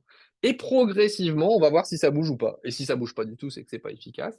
Mais si à chaque fois que j'implémente dans mon modèle par rapport à ce que j'avais comme données dans la population générale, je vois mon score tendre grâce à mon traitement, et ben avec ces méthodes bayésiennes, on peut réussir à montrer la différence. Autre sujet nouveau, les thérapies qui sont des thérapies ciblées, que ce soit les thérapies géniques ou les oligonucléotides antisense, hein, c'est deux techniques différentes. Est-ce que j'en parle? Ouais, j'en parle juste après. Où le paradigme de traitement de drogue développement va complètement changer. On en a parlé entre nous déjà plein de fois, vous connaissez ce schéma par cœur, laissez randomiser. Les oligonucléotides antisense, c'est des molécules petites qui interagissent avec les ARN, qui permettent de faire plein de choses. C'est juste un outil. Vous pouvez empêcher l'expression de l'ARN, augmenter l'expression de l'ARN, changer l'expression de l'ARN. Il y a différents types d'oligonucléotides antisense. Pour le moment, ils ne passent pas bien la barrière hémato-encéphalique. Ça veut dire que pour les maladies neurologiques et du système nerveux central, c'est des injections par ponction lombaire qui sont répétées. C'est des small molécules, elles sont détruites au cours du temps, donc il va falloir les injecter de façon répétitive. Dans les essais phase 2 ou dans les essais phase 3, on va regarder la baseline des patients, injecter régulièrement et regarder le endpoint. Dans les stratégies de thérapie génique, je vous ai déjà dit, la thérapie génique d'édition, c'est-à-dire aller couper et changer la base qui n'est pas bonne dans l'ADN, on ne sait pas faire au niveau du cerveau. Il y a eu un seul exemple au niveau du foie pour le moment, tout le monde travaille beaucoup dessus. Pour la thérapie génique classique, alors il y a différents, il faut mettre un ADN, je vais en reparler, et puis il faut un véhicule. Par exemple, si vous avez un syndrome de Dravet, je vais prendre cet exemple-là, je pense que tout le monde connaît assez bien. Dans le syndrome de Dravet, vous avez une copie SNA normale et une copie SNA normale dans votre ADN, parce que c'est une haploinsuffisance. Vous allez donc produire 50% d'ARN normal et 50% d'ARN anormal. Et vous allez donc avoir 50% de votre stock de protéines qui est normal et 50% de votre stock de protéines SNA qui est anormal. Et c'est ce qu'on appelle l'haploinsuffisance. Les patients sont malades parce qu'ils n'ont pas assez de protéines normales. Vous pouvez aller injecter un ADN normal, supplémentaire à l'anormal et au normal natif, et donc vous allez avoir un ADN supplémentaire qu'on va essayer de ne pas insérer dans le DNA du patient pour pas que ça aille se mettre n'importe où et qu'il y ait un risque de tumorigénèse notamment. Donc c'est souvent des ADN circulaires. Vous avez donc deux copies normales, celle qui a été administrée par thérapie génique et votre native. Vous avez donc une production d'ARN normal en quantité normale, 2 fois, et puis en termes de protéines, vous restaurez votre niveau protéique. C'est ça l'objectif. Pour aller injecter les ADN dans les cellules, il faut des véhicules. Le véhicule le plus souvent utilisé aujourd'hui, c'est des virus, des adénovirus associés. Je n'ai pas dit adénovirus, hein, j'ai adénovirus associés. Et en particulier, celui qui a un grand tropisme cérébral, c'est les AV9. Donc en fait, on fait des injections intratécales avec un AAV9. Alors, il y a d'autres véhicules qui sont en cours de développement, c'est pas tellement l'objet de ce soir, donc je ne vais pas en parler plus que ça. Ce que vous devez savoir, c'est que une fois que vous avez rencontré l'AAV9, le patient développe des anticorps. Ce qui veut dire que c'est un one-shot. Donc, il faut trouver la bonne dose, mais après, vous avez, pour le moment, on ne sait pas redoser. Alors, il y a eu la semaine dernière le congrès de thérapie génique européen, où il y a peut-être des espoirs. Il y a beaucoup de gens qui travaillent sur le redosing, c'est-à-dire baisser l'immunité de façon à ce qu'on puisse réexposer les patients. Il y a eu des trucs intéressants la semaine dernière, mais ce n'est pas le topic non plus ce soir. Mais c'est important. Ce qui veut dire aussi que quand vous faites un essai, qu'il soit phase 2 pour essayer de trouver la dose, ou qu'il soit de phase 3 avec un essai comparatif, le temps d'efficacité, il va falloir plusieurs injections dans l'ASO. Mais même chose, il faut que. C'est pas parce que vous avez injecté, c'est pas Harry Potter, hein, c'est pas de la magie. Il faut que votre ADN soit intégré aux cellules, que de l'ADN, on fasse de l'ARN, qu'on fasse des protéines. Et il va falloir un certain temps. Donc, il faut 15 jours, un mois pour avoir de l'expression et après avoir une efficacité. Donc, nos critères de jugement un peu classiques et ces designs avec 4 semaines, 12 semaines vont probablement pas exister. Éventuellement 12 semaines pour l'épilepsie, mais dans la plupart de ces thérapies ciblées, que ce soit SO ou thérapie génique, notre espoir à tous, et l'espoir des familles, c'est qu'on aille au-delà des crises. Et que, par exemple, dans le syndrome de Dravet, on sait que le gène SCN1, il a une fonction cognitive. Donc, est-ce qu'en restaurant, on va aussi restaurer des aspects cognitifs? Et ça met pas 1 mois, 2 mois, 3 mois. Vous savez très bien que la cognition, c'est des choses qui prennent du temps. Et donc, on va avoir des essais plus longs avec des méthodologies plus compliquées. Une des problématiques qui est un peu une problématique d'actualité, c'est une fois qu'on a trouvé la bonne dose avec les essais de phase 2, par exemple, je vais prendre l'exemple des ASO, ben, comment je fais pour démontrer l'efficacité de façon non biaisée? Vous savez qu'à chaque ponction lombaire, on a un risque de syndrome post-PL, 15 à 30%. Si vous avez un essai randomisé pour montrer l'efficacité où vous tirez au sort, il y a des patients qui vont avoir l'injection de l'ASO et puis il y en a qui vont avoir quoi? Si vous faites juste un petit pic dans le dos, aucun patient sur une année qui va avoir par exemple 4 injections va avoir de syndrome post-PL. Donc, en fait, la famille va se douter un peu. Vous allez vous douter un peu. Vous produisez un essai biaisé. Vous ne pourrez plus conclure. Est-ce qu'on doit injecter un placebo? Ça comporte un certain nombre de risques. Il y a des gens qui disent sur le plan éthique, c'est inacceptable. Et probablement que la meilleure méthode aujourd'hui non biaisée, c'est de faire des ponctions lombaires, de juste enlever le LCR sans injecter rien, ce qui nécessite des problèmes, entre guillemets, d'organisation dans le cadre des essais cliniques, parce qu'il va falloir un groupe d'injecteurs qui va pas être le même groupe qui va gérer le patient dans l'essai clinique, de façon à rester blind, encore une fois. Si vous n'êtes pas en aveugle, vous pouvez plus rien conclure. Ça pose des questions éthiques, éthique individuelle. Est-ce que c'est acceptable de faire 4 ponctions lombaires pour ne rien faire dans le cadre d'un essai clinique quand on a été tiré au sort pour un groupe contrôle? À l'échelle individuelle, personne ne veut faire des ponctions lombaires pour rien à des enfants. Aucun parent, aucun investigateur, aucune personne qui développe un développement de traitement aujourd'hui. Mais on a déjà parlé des histoires naturelles. Est-ce qu'aujourd'hui, on a une population d'histoire naturelle qui a été suivie GCP pour le critère de jugement principal pendant suffisamment d'années? Et encore une fois, je vous l'ai déjà vendu un petit peu à l'avance. Si le groupe n'est pas comparatif direct, 2 à 5 fois le sample size habituel, ça n'existe pas. Est-ce que éthiquement, autre question éthique, est-ce qu'à l'échelle de la société, on peut dire ah bah non, parce que comme on ne peut pas faire d'essais, comme les essais comparatifs, on n'a pas très envie de les faire, et comme on ne peut pas faire du unblind parce que c'est pas éthique non plus, est-ce que je dois attendre 5 à 10 ans pour donner accès à ces traitements qu'on sait développer aujourd'hui à la population des patients qui sont malades aujourd'hui parce que j'ai un problème éthique à l'échelle individuelle d'exposer cette population vulnérable à des ponctions lombaires pendant 1 an avant de les mettre dans le groupe traitement versus je vais attendre 10 ans que j'ai ma population d'histoire naturelle pour refaire les essais et entre guillemets on aura une génération perdue. Vous voyez, on a des conflits d'éthique malgré tout dans le développement de ces thérapies innovantes.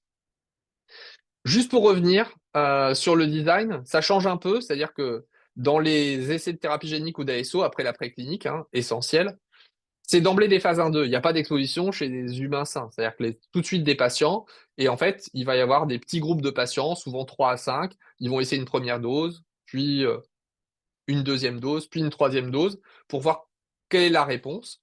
Très souvent, on se base sur des histoires naturelles qui sont GCP, de qualité. Et après, une fois qu'on aura trouvé la dose, il faudra quand même faire l'efficacité. Autre particularité, vous savez qu'on fait des essais phase 4, je vous en ai parlé tout à l'heure, pour chercher les effets secondaires rares en particulier. Dans le cadre des thérapies ciblées, les registres, ils vont devoir aller très très longtemps. 5 à 15 ans, ça va être une obligation. Même si la thérapie génique, on essaye de ne pas faire des ADN qui sont inclus à l'intérieur du DNA du patient, c'est souvent des ADN circulaires pour protéger l'intégration au DNA du patient, même si c'est à l'intérieur du noyau, c'est pas intégré dans les séquences du patient. On a toujours ces registres de longue par rapport à la tumorigénèse, pardon, mais aussi la durabilité de l'effet. Est-ce que quand on injecte un, un ADN, est-ce que ça dure pour toujours? Alors, les cellules cérébrales, elles se développent relativement pas beaucoup, enfin, il n'y a pas de multiplication cellulaire énorme. Mais si vous êtes dans un autre organe où la multiplication cellulaire est importante, l'ADN que vous avez injecté, il n'est pas remultiplié, il se sépare. Donc à un moment, est-ce que vous avez une durabilité de l'effet? Ça fait partie des questions qui vont se poser. Voilà, je suis allé du plus simple au plus complexe et au plus actuel. Vous voyez qu'il y a eu des évolutions, il y a des trucs qu'on fait plus, et c'est tant mieux parce que ça servait à rien. En tout cas, on a réussi à démontrer que ça servait à rien. Les épilepsies rares, elles, finalement, et toutes ces épilepsies monogéniques, elles mettent au cœur de la recherche et de la recherche de traitement les épilepsies pédiatriques. Pendant très longtemps, le développement médicamenteux, c'était les épilepsies avec crise focale, les épilepsies avec crise généralisée, les épilepsies idiopathiques généralisées avec crise généralisée, et de temps en temps un petit syndrome pédiatrique. Mais finalement, le développement, la saturation du marché aussi, du nombre de molécules, on peut en parler dans les questions, fait que finalement, les épilepsies pédiatriques, et en particulier les épilepsies rares, arrivent au cœur du développement des traitements pour les patients avec épilepsie. Et il va falloir qu'on repense le design, l'éthique et la façon de faire pour faire les évaluations des traitements qui vont aller au-delà des crises, les traitements de modification des maladies, et qui joueront peut-être aussi sur la cognition. Et là aussi, il y a des problématiques par rapport aux échelles, sont-elles validées, etc. Est-ce que c'est des vrais primary endpoints? Est-ce que ça reflète la qualité de vie des patients? Vous voyez qu'il y a encore beaucoup à faire autour de tout ça. Voilà, je vous remercie pour votre attention. J'ai été un peu plus long que je le pensais, mais je suis prêt à répondre à toutes vos questions. Merci beaucoup, professeur Auvin, pour cette présentation hyper riche, hyper intéressante. Voilà, je pense que ça va susciter certainement beaucoup d'intérêt. J'invite toute l'audience à reposer des questions pour ceux qui n'ont pas eu encore, qui n'ont pas pu encore poser leurs questions. Alors, la première question, je pense que vous avez déjà parlé de ça. Pour les syndromes épileptiques rares et souvent très sévères, comment conduire des essais cliniques pour obtenir des résultats solides, malgré malheureusement le nombre limité des patients inclus? Alors ça dépend rare et rare. Par exemple, dans le syndrome de Dravet, on a réussi à faire un certain nombre d'essais randomisés internationaux. Ça reste une épilepsie rare, 1 sur 20 000 naissances. On arrive à avoir le bon nombre de patients. La problématique qu'on a aujourd'hui, c'est que ce qu'a produit les traitements anti-épileptiques, enfin anti-seizure medication, dans le cadre du Dravet, c'est qu'il y a quand même moins de patients qui ont une fréquence de crise élevée. Donc soit on change nos designs avec des baselines plus longues, mais ça veut dire des temps placebo plus longs aussi. Euh, voilà, donc malgré tout, finalement, on arrive à des nouvelles limites autour de ça. Pour les fréquences encore plus basses, les essais bayésiens sont bien. C'est-à-dire qu'en fait, vous créez une hypothèse sur la base de données que vous avez eu une première acquisition. Vous faites l'hypothèse de ce que va apporter votre traitement. Vous faites une modélisation. Et à chaque fois que vous avez un patient qui est inclus, vous voyez si vous tendez pour obtenir ce que vous avez voulu obtenir comme hypothèse de mon traitement sera efficace. Et une fois que vous avez rencontré euh, votre but que vous aviez défini avec votre score, avec une statistique bayésienne, vous pouvez conclure que c'est bien. Ok. Après, il peut avoir les essais de petits échantillons. J'en ai pas parlé aujourd'hui parce que je trouvais que ça faisait beaucoup d'innovations et des trucs un peu compliqués. Il y a les fameux design N of one qui posent des problèmes éthiques malgré tout en épilepsie. Les N of one, c'est chaque patient est son propre témoin. Alors, ça ne veut pas dire que un patient démontre l'efficacité définitivement pour lui. Parfois, c'est des petits effectifs, par exemple sur des éléments cognitifs. On peut très bien faire des calculs d'effectifs et avoir des sample size, enfin des essais où on pourrait réussir à montrer l'efficacité cognitive chez une dizaine de patients, voire moins que ça, entre 5 et 10.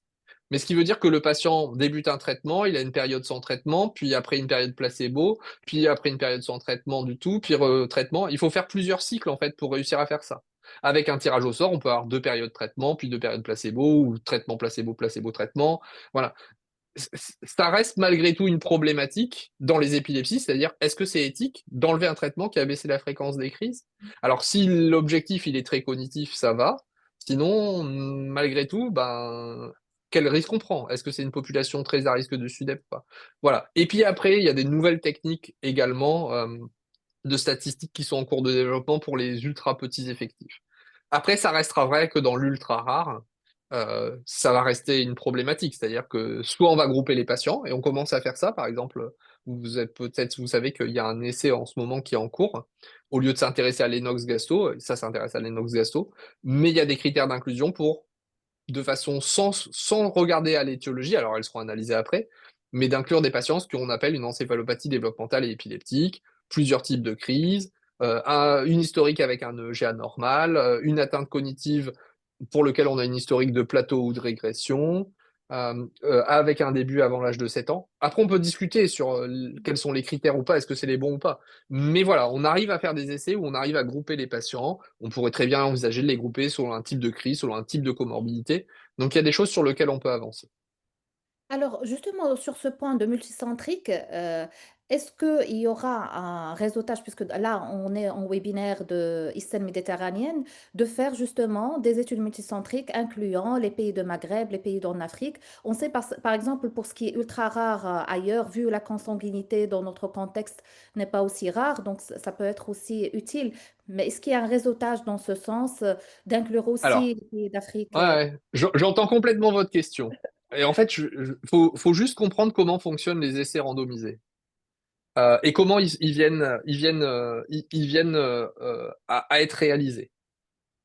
Premièrement, tous les essais dont je vous ai parlé, à aucun moment, en dehors de l'essai épilepsie absence de l'enfant que je vous ai montré dans mon topo, à aucun moment il y a un académique qui dit moi je vais faire tel essai. C'est pas comme ça que ça se passe. C'est un industriel a une molécule, il est convaincu qu'il veut développer pour une indication, il crée un essai international, très souvent, Mhm. et le coût d'un essai c'est 3 à 500 millions d'euros, à peu près, phase 3. Et donc, il doit aller dans des territoires où les agences de régulation vont lui donner une autorisation après, Mhm. où le GCP est installé, où il y a un network avec des gens qui ont une expérience d'essais cliniques. Je- et c'est la problématique, mais en fait, c'est la problématique, c'est-à-dire que c'est le sponsor choisi.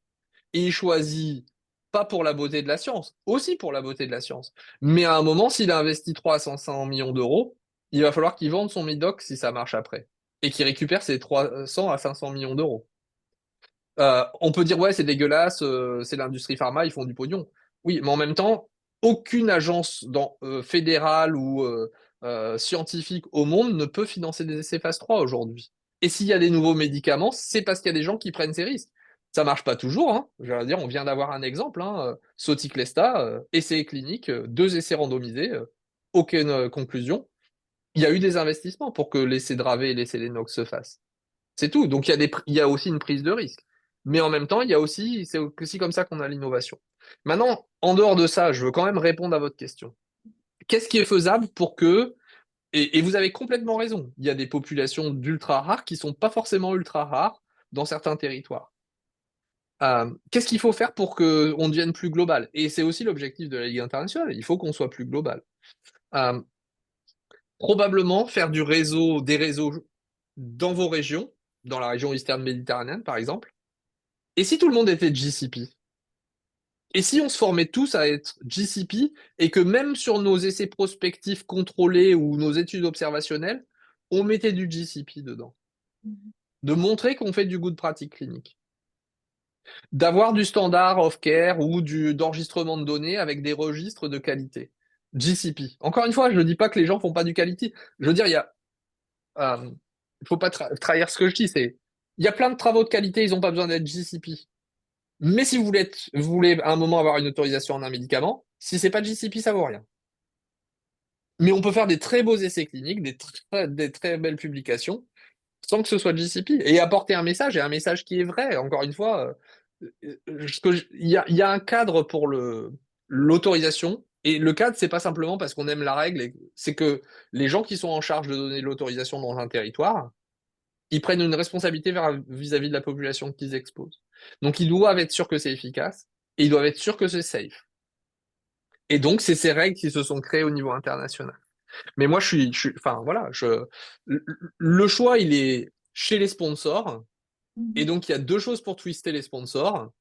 C'est faire de la recherche qui ressemble à de la recherche médicamenteuse, même si finalement, on vient pas vous chercher pour être centre. Très probablement ça. Et après, probablement faire une fédération des agences réglementaires, parce que c'est un problème qu'on a aussi qu'on avait en Europe et qu'on garde un peu en Europe. C'est-à-dire que en Europe, on a une seule agence des médicaments maintenant. Mais malgré tout, vous avez 25 systèmes pour le remboursement des médicaments. Donc un industriel qui fait un médicament au niveau mondial, il va certes avoir une autorisation d'essai clinique, mais après, il va faire 25 fois le job pour faire rembourser son médicament. Donc encore une fois, si on vient, un essai clinique, ça a un coût, et si les gens acceptent de mettre un coût aussi faramineux, c'est aussi parce que ça donne le médicament à tout le monde, enfin accès aux médicaments aux patients, mais aussi parce qu'ils ont mis cet argent-là pour avoir un argent en retour, et pas simplement pour faire du blé, parce qu'en fait l'entreprise va continuer, donc on va retrouver une nouvelle molécule, etc. Si on fait rien en disant ah c'est bon, j'ai gagné de l'argent, on met tout le monde au chômage, et puis il n'y a plus d'innovation aussi. Vous voyez, enfin, c'est un système comme ça. Donc, à un moment, là aussi, peut-être que l'union des territoires, ou au moins que les règles soient les mêmes sur les différentes agences, ou qu'il y ait des agences qui se créent, parce que je suis convaincu qu'il y a plein de pays en Eastern Méditerranée où ça fonctionne comme ça fonctionnait il y a 25 ans en France, c'est-à-dire que les décisions, elles étaient prises au ministère, il n'y avait pas une agence indépendante. Et encore une fois, je critique pas en disant c'est bien ou c'est pas bien. Mais voilà, je pense que les déclics, c'est la qualité des investigateurs, même s'il y a des trucs casse-pieds, mettre une culture du GCP et de l'essai clinique. Ça, c'est entre guillemets quelque part notre responsabilité à tous. On est tous académiques et soignants. Je pense que ça, on peut le faire. Et après, influencer pour que nos politiques, et ça, c'est pas du tout notre job, en tout cas, c'est pas du tout le mien, que les politiques travaillent ensemble pour qu'il y ait des règles claires sur les autorisations pour un territoire donné. Ok. Alors, la prochaine question, c'est une question aussi intéressante et pratique par rapport à la problématique qui concerne les génériques, leur efficacité comparée aux molécules princeps. Parce qu'au final, les essais cliniques, ils sont conçus spécifiquement pour la molécule mère et En finalement, fait, ouais, je sais. En fait, le principe des placebos, c'est que c'est bioéquivalent. C'est-à-dire que la quantité dans le sang est elle-même. Même s'il y a eu quelques alertes, globalement, on a quand même majoritairement, on peut pas dire que c'est exactement la même chose, mais on peut pas dire que c'est fondamentalement très différent. La qualité, c'est comment le produit est fabriqué. Est-ce qu'il a une qualité pharmaceutique du processus de la molécule avec les excipients, etc. pour fabriquer le truc. Ça, c'est un élément clé. Et le deuxième élément clé, c'est est-ce que la pharmacocinétique est la même. À partir de là, en dehors des accidents de fabrication, normalement, il n'y a pas trop de raisons que ce soit très différent. il n'y a pas de raison aussi pour le réévaluer finalement. Ou pour, Après, je suis en train de vous parler de recherche. Après, en pratique clinique, vous avez un patient qui est passé d'un princeps à un générique, ou même d'un générique à un générique, et il Mhm. allait bien, il va moins bien, ou il allait bien, il n'avait pas d'effet secondaire, il a un effet secondaire. Faut toujours poser la question, hein. Moi, j'ai un patient qui allait tout bien depuis des années, il fait des crises. Votre pharmacie n'a pas changé de grossiste, vous n'avez pas changé de générique, ou un effet secondaire qui apparaît, c'est votre pharmacie n'a pas changé de grossiste, vous n'avez pas changé vous n'avez pas passé à un autre générique, vous n'avez pas un générique que vous n'aviez pas. Je veux dire, ça, c'est de la pratique clinique dans le bureau de consultation et ça reste une vraie question. Et voilà. Après, est-ce que, de principe, on doit dire, ah bah non, jamais de générique? Ben, je le crois pas. Si on a une qualité de production et que qu'on a une pharmacocinétique équivalente, on n'a pas d'argument pour le penser. ok. Alors, la prochaine question par rapport au le taux donc, il voulait comprendre pour le taux de répondants au placebo qui est plus important en pédiatrie que chez les adultes. Donc, est-ce qu'il y a une explication par rapport à ça? Non, on sait pas bien pourquoi. Ce qu'on sait, c'est qu'il n'y a pas plus d'effets secondaires et que c'est pas lié à l'aggravation de l'épilepsie plus fréquente chez l'enfant. Mais ça reste un mystère. Après, enfin, faut pas oublier que chez les adultes, dans les essais cliniques, c'est souvent les patients qui rapportent eux-mêmes leur crise, alors qu'en pédiatrie, c'est un proxy, Ah. c'est-à-dire c'est les parents. Mhm. Et les parents qui se sentent bien entourés peuvent aussi avoir un effet placebo. Enfin, je veux dire, vous rencontrez jamais autant votre épileptologue que quand vous êtes dans un essai clinique, hein. Euh, Malgré tout, c'est la fréquence des consultations est beaucoup plus élevée. Alors maintenant, on fait un peu plus d'essais avec où il y a des appels de sécurité ou des visios, enfin des téléconsultations qui sont acceptées dans les designs. Mais par exemple, avant, dans la titration, on voyait chaque semaine le patient Ok. pendant toute la période de titration. Donc là aussi, enfin, le mode relationnel évolue, ça peut jouer là-dessus. Mais on n'a pas d'explication claire. Ce qu'on sait, c'est que c'est pas lié à l'aggravation de l'épilepsie et que c'est pas lié aux effets secondaires.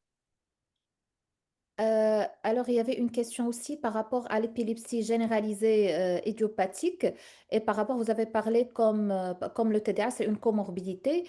Ça peut être aussi un effet secondaire du médicament. Donc, Ben, du valproate, en l'occurrence, on peut le croire puisqu'il passe de 30% à 50%. mhm, ok. Donc, pour faire la part entre épilepsie et, enfin, entre comorbidité de l'épilepsie ou effet secondaire du médicament, c'est surtout les évaluations neuropsychologiques avant et après. Non, moi je pense pas. Enfin, je veux dire, vous n'avez pas besoin d'une évaluation. Enfin, dans le cas d'une épilepsie absence de l'enfant, désolé, c'est plus trop mon topic, mais c'est quand même un de mes sujets. Mais dans le cas d'une épilepsie absence de l'enfant, vous le traitez, il fait plus du tout d'absence. Que vous ayez méthotrexate en première intention ou valproate. Vous l'évaluez après la consultation où il a plus d'absence. Vous n'avez pas besoin d'une évaluation neuropsychologique. Sauf si vous pensez qu'il a un trouble, il a plusieurs difficultés, ou vous pensez qu'il a une atteinte cognitive. Je veux dire, il y a des critères TDAH. Les critères, c'est les critères du DSM-5. Mhm. La seule chose qu'il faut savoir, c'est que contrairement dans la neuropédiatrie, on a un peu l'image d'Épinal du TDAH. C'est-à-dire qu'on connaît la paire hyperactive. La famille en peut plus, l'instituteur en peut plus personne en peut plus de cet enfant qui a une hyperactivité, une impulsivité. 50% des TDAH des patients avec épilepsie, c'est des formes inattentives pures. Ils sont pas hyperactifs, ils sont pas impulsifs. Par contre, ils ont des troubles d'attention. Au début, ils les comblent, comme tous les troubles attentionnels. Mais à un moment, quand sur le plan académique, ça devient plus compliqué, ben, en fait, ils perdent en score. Donc, en fait, comme je dis très souvent, ils se plantent en silence. Donc, notre responsabilité à la consultation post-disparition des absences, c'est d'utiliser les critères du TDAH et de regarder en particulier en prenant tous les critères inattention, combien j'en ai. Et si vous avez un doute, vous pouvez utiliser des échelles validées, hein. On avait fait un papier 2018, je pense, des recommandations sur la prise en charge du TDAH. C'était la commission de pédiatrie de la Ligue internationale, on avait fait ça. Il y a toutes les échelles validées. Vous pouvez utiliser une échelle de Conners. Il y a une questionnaire parental, c'est une vingtaine de questions. Un questionnaire à l'instituteur, il y a une vingtaine de questions. Pas besoin d'un bilan neuropsychologique. Vous avez des critères de TDAH. Si le patient semble pas avoir de déficience et pas d'atteinte cognitive sur d'autres pans, pas de troubles spécifiques d'apprentissage, vous avez un diagnostic de TDAH. À partir de là, c'est à vous de choisir en fonction du déficit fonctionnel. Est-ce que vous mettez des mesures pédagogiques? Comment vous renforcez? Est-ce que vous avez des gens pour étayer? Ou est-ce qu'à un moment, ce déficit fonctionnel créé par le TDAH nécessite une médication? Et dans ce cas-là, le méthylphénidate peut être une indication. Ok, alors la prochaine question, donc je pense ça vous avez déjà répondu, comment améliorer l'accès des enfants africains ou à des pays à C'est ressources autre chose limitées? encore l'accès, hein. L'accès, c'est encore autre chose. C'est-à-dire que l'accès, c'est un petit peu différent que les essais cliniques, hein. Ah, L'accès, c'est les ah, médicaments en fait, c'est existent, accès déjà. ils ont Ah, démontré leur efficacité et pourquoi personne ne le met sur le marché ou pourquoi les gouvernements choisissent de ne pas l'avoir sur leur marché. Mais il y a un vrai travail. Après, il y a une commission, je sais plus si c'est une task force ou... Je pense qu'il y a une task force accessibilité à la Ligue internationale. Donc c'est un vrai sujet et les gens travaillent dessus, hein. et je pense aussi, moi, je dirais une petite expérience du Maroc par rapport au CBD. Enfin, il y a une industrie pharmaceutique marocaine qui est en train enfin, qui vient de préparer un générique de CBD avec un prix très, très attirant par rapport au prix qui existe dans le marché mondial. Donc, voilà, peut-être c'est à nous aussi de créer nos besoins et de les adapter en fonction de nos besoins et de nos limites. Faut toujours faire attention dans les productions de CBD, hein. CBD, c'est CBD, mais après, c'est quelle est la qualité, quelle est la pharmacocinétique, quelle est la stabilité, quelle est la reproductibilité des lots. Et je dis pas ça pour le Maroc, parce que vous savez que la législation aux États-Unis, alors il y a les produits pharmaceutiques, mais dans les produits non pharmaceutiques, je me souviens d'un poster à l'American Epilepsy Society il y a peut-être 5 ou 6 ans, où c'était une pharmacie, ils avaient acheté tous des trucs qu'on pouvait acheter sur Internet, et entre ce qui était écrit sur l'étiquette et ce qu'il y avait réellement dans les produits, c'était perturbant. C'est-à-dire qu'il y avait même des produits qui contenaient du THC au-delà de la limite légale pour Ouais. utilisation récréative. Et il y avait un tiers des produits qui n'avaient même pas le bon taux de CBD qui était écrit sur l'étiquette, quoi. Et un tiers qui était un peu au-dessus. Et après, un tiers qui était à peu près dans le dos. Donc, la façon de fabriquer, la qualité de fabrication est un élément important, hein. Et la même chose, hein, pour ces produits toujours sur Internet, ça reste vrai, hein, probablement. En fait, là, c'est vrai qu'il y a beaucoup dans le commerce de compléments alimentaires à base de CBD, mais là, c'est vraiment un générique d'Epidiolex. Ouais, mais ce que j'entends, dans générique, est-ce que si c'est un vrai générique, c'est-à-dire que la qualité de production, les processus de production est comme un produit pharmaceutique et que la pharmacocinétique est les mêmes, très bien, c'est un générique. Mais encore une fois, à une époque où il y avait des taux qui étaient assez libérés, parce que le marché américain a été libéré beaucoup plus tôt que l'ensemble des marchés, quand on achetait des trucs sur Internet et qu'on regardait les étiquettes, il y a une équipe, je sais plus quelle équipe avait fait ça, qui avait fait des dosages sur ce qui était dans les flacons. Ils avaient acheté une trentaine de flacons sur Internet de 30 produits différents. C'était surprenant, quoi. D'accord. Alors, quels critères de sélection sont utilisés pour inclure un enfant dans un essai clinique sur epilepsie? Ça dépend l'indication. Ça dépend l'indication. Je veux dire, par exemple, les syndromes de Dravet, c'est souvent 2 à 18 ans, 4 crises par mois, avoir un phénotype Dravet typique, voilà. Enfin, voilà. Mais ces critères peuvent bouger. Par exemple, si vous êtes dans un essai de thérapie génique, vous êtes obligé d'avoir un variant pathogène SCN1. Sinon, pourquoi mettre une thérapie génique? Voilà. Alors que tous les dravés, on dit, en tout cas, la littérature dit que 80 à 90% des dravés ont un variant SN1, mais pas tout le monde. Voilà. Donc, les critères, ils dépendent vraiment, vraiment de qu'est-ce que vous voulez inclure et qu'est-ce que vous voulez étudier. Et pour les thérapies géniques qui sont en cours actuellement en matière d'épilepsie, c'est pour quel syndrome? Angelman, je suppose? Non.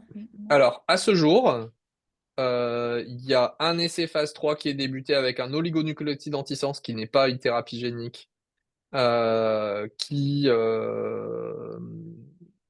pour le syndrome de Dravet. Il y a un essai phase 1-2 qui est en cours avec une thérapie génique pour le syndrome de Dravet AAV9. Il y a actuellement dans les phases 1-2 des choses qui sont plutôt dans les troubles du neurodéveloppement que vraiment ciblées sur l'épilepsie, parce que les critères de jugement principaux ne sont pas dans l'épilepsie. Par exemple, il y a pour le syndrome de Rett. Il y avait un essai qui avait débuté pour STX-BPR, mais il a été mis en pause. Voilà, donc il y a des choses qui arrivent. Et après, dans les données précliniques, il y a beaucoup, beaucoup de choses, hein. Alors, pour la dernière question, je suppose que c'est la dernière question. Concernant les nouvelles molécules, bévaracétam, lacosamide, est-ce qu'on peut se fier réellement aux données de tolérance rapportées dans les essais cliniques quand on voit le temps qu'il a fallu pour voir émerger les effets indésirables du valproate, par exemple? C'est une excellente question, j'adore cette question, pour plein de raisons. Les essais phase 3 ont pour objectif de démontrer l'efficacité en premier lieu, et le seul critère de jugement, comme je vous l'ai dit, c'est ce que vous définissez à l'avance de ce que va être votre efficacité. C'est comme ça que vous faites votre calcul de sample size, blablabla. S'il y a des effets secondaires hyper fréquents, on va les voir. Mais les effets rares, on les voit pas. Donc c'est pour ça qu'on fait des essais phase 4. Et puis après, il y a des choses qui sont encore plus long terme. On sait que les antiépileptiques peuvent avoir des conséquences sur le métabolisme osseux. Pour savoir quelle est la conséquence sur la grossesse, bah, en fait, il y a des registres de grossesse. Ça veut dire qu'il y a des femmes qui prennent en monothérapie une molécule innovante qui derrière va avoir une grossesse, choisit de garder le traitement et l'enfant va être suivi dans le registre de grossesse. Et les premières informations qu'on va avoir, c'est est-ce qu'il y a plus de malformations, pas plus de malformations. Et il faut combien d'années pour faire rentrer dans des registres de grossesse? Il y en a surtout aux US et en Europe. Il y en a en Europe, il y en a un aux US. Combien de temps il faut pour avoir 100 femmes qui vont avoir une de ces molécules innovantes et qui vont poursuivre la grossesse et pour lequel on va avoir les informations à la fin de la grossesse? Ce qui répond pas encore à tout, parce qu'encore une fois, on parle malformation sur ces registres de grossesse. On parle toujours pas de l'aspect cognitif, hein, l'aspect cognitif à 2 ans ou à 6 ans. Donc, en effet, pour avoir une vision globale complète de quel est le panorama des risques à tout niveau avec un antiépileptique, je sais pas, il faut 20 ou 30 ans. Après, quand vous avez des patients qui ont été, quand vous avez un traitement qui a été largement utilisé, en dehors de la grossesse, et c'est pas tellement la grossesse, c'est l'impact sur l'enfant à naître. En dehors de la grossesse, malgré tout, quand vous avez une exposition sur un temps prolongé, même les effets exceptionnels et graves, on les connaît, quoi. Je veux dire, on a des exemples de molécules qui, relativement après l'accès au marché, sur des effets secondaires graves et rares, ou relativement peu graves, mais aussi rares, ont conduit à l'arrêt du médicament. Enfin, le felbamate qu'on utilise que dans le Lennox-Gastaut, au tout début des années 90, il avait été débuté pour les épilepsies avec crise focale. La rétigabine, c'était rétigabine? Je pense que c'était rétigabine. La rétigabine, elle a été retirée du marché avec la sclérotique bleue et un doute sur une rétinopathie. Donc voilà, enfin, il y a des exemples. Et c'est important. C'est pour ça qu'il faut continuer à faire les phases 4. Les phases 4, c'est exposer beaucoup de patients pour avoir les effets secondaires peu fréquents. Et puis après, ben, tous les patients, et ça reste vrai, quand on prescrit au quotidien, si j'ai un patient qui a un effet secondaire, non connu ou suffisamment grave, je dois faire des déclarations de pharmacovigilance. C'est une obligation légale. Et donc, il y a un monitoring permanent de toutes les molécules, et pas que les antiépileptiques. Donc, clairement, les phases 3 ne vous donnent pas, en dehors des effets fréquents, secondaires fréquents, les phases 3 n'ont pas pour objectif de vous donner le profil de safety de ces molécules récentes. Ok, donc voilà, je pense qu'on a répondu à toutes les questions. Je vous remercie beaucoup, professeur Auvin, pour cet exposé très clair et très didactique qui nous a donné envie de faire des essais cliniques en Eastern méditerranéenne. Voilà, en attendant que ça se concrétise avec des médicaments, ou, enfin, produits localement des génériques ou avec des nouveaux médicaments antiépileptiques. Voilà, je remercie aussi toutes les personnes qui ont été présentes aujourd'hui. Et je pense que c'était plus que 60 personnes qui se sont intéressées au sujet d'essais cliniques. Donc voilà. Je pense que Jessica will show la dernière diapositive où vous pouvez scanner le code QR pour recevoir votre certificat. Donc, ou plus tard, vous pouvez avoir dans la boîte, dans votre boîte à email, vous pouvez avoir suivre le lien pour avoir votre certificat de présence à ce webinaire. Donc, avant de vous souhaiter, enfin, je vous souhaite déjà une bonne soirée à toutes les personnes qui ont été présents ce jour-là, et aussi à professeur Auvin pour d'avoir sacrifié son temps pour participer avec nous et pour partager avec nous son expérience. Je parlerai aussi de la base de données du projet Global Health in Epilepsy, qui fournit un registre des projets d'épilepsie existants dans toute l'Afrique, la Méditerranée orientale, que dans d'autres régions. Il permet d'identifier aussi les informations tels que l'emplacement de projet, les partenaires institutionnels, la portée du projet, les sources de financement et les besoins non bénévoles. La base de données est rapide et facile à remplir. En soumettant des informations sur votre projet, vous contribuez à la bonne compréhension des efforts déployés dans le monde entier pour réduire l'écart de traitement de l'épilepsie. Cette base de données vous donnera aussi l'occasion d'apprendre des autres et d'explorer les opportunités de collaboration. De plus, cette base de données va permettre aux personnes de différents domaines tels que le gouvernement, les universités, les organisateurs à but non lucratif ou philanthropique de se renseigner sur les efforts existants tout en offrant un moyen de s'engager.